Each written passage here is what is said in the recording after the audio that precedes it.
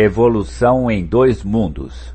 Autores: Francisco Cândido Xavier e Valdo Vieira. 4. Linhas morfológicas dos desencarnados. A que diretrizes obedecem as entidades desencarnadas para se apresentarem morfologicamente? As linhas morfológicas das entidades desencarnadas, no conjunto social a que se integram, são comumente aquelas que trouxeram do mundo a evoluírem, contudo, constantemente para melhor apresentação, toda vez que esse conjunto social se demore em esfera de sentimentos elevados. A forma individual em si obedece ao reflexo mental dominante, notadamente no que se reporta ao sexo, mantendo-se a criatura com os distintivos psicossomáticos de homem ou de mulher, segundo a vida íntima, através da qual se mostra com qualidades espirituais acentuadamente ativas ou passivas. Fácil observar assim que a desencarnação libera todos os espíritos de feição masculina ou feminina que estejam na reencarnação, em condição inversiva, atendendo à aprovação necessária ou à tarefa específica, porquanto, fora do arcabouço físico, a mente se exterioriza no veículo espiritual com admirável precisão de controle espontâneo sobre as células sutis que o constituem. Entre parênteses 10. Nota de rodapé entre parênteses 10. Devemos esclarecer que essas ocorrências, para efeito de responsabilidade kármica e identificação pessoal, respeitam, via de regra, a ficha individual da existência última vivida pela personalidade na Terra, situação que perdura até novo estágio evolutivo que se processa, seja na reencarnação, seja na promoção a mais alto nível de sublimação e serviço. Entre parênteses, nota do autor espiritual. Fim da nota de rodapé.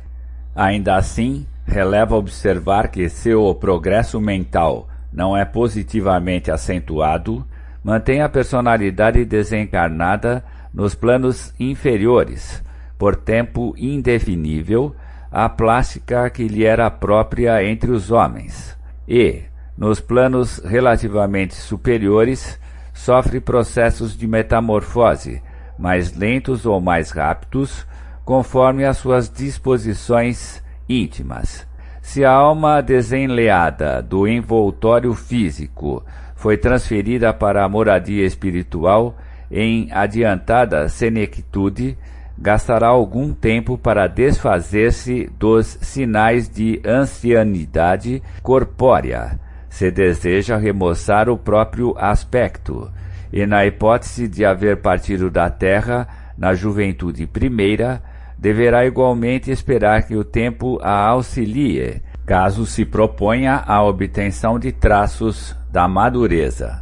Cabe, entretanto, considerar que isso ocorre apenas com os espíritos, aliás, em maioria esmagadora, que ainda não dispõem de bastante aperfeiçoamento moral e intelectual, pois quanto mais elevado se lhes descortine o degrau de progresso, mais amplo se lhes revela o poder plástico sobre as células que lhes entretecem o instrumento de manifestação.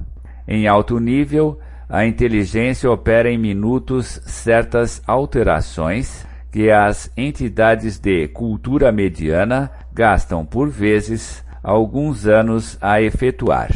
Temos também nas sociedades respeitáveis da espiritualidade aqueles companheiros que, depois de estágios depurativos, se elevam até elas, por intercessões afetivas ou merecimentos próprios, carregando, porém, consigo determinadas marcas deprimentes, como sejam mutilações que os desfiguram, inibições ou moléstias que se denunciam na psicosfera que os envolve, ou distintivos outros menos dignos, como remanescentes de circuitos mentais dos remorsos que padeceram, a se lhes concentrarem desequilibrados sobre certas zonas do corpo espiritual. Mas, em todos esses casos, as entidades em lide ali se encontram,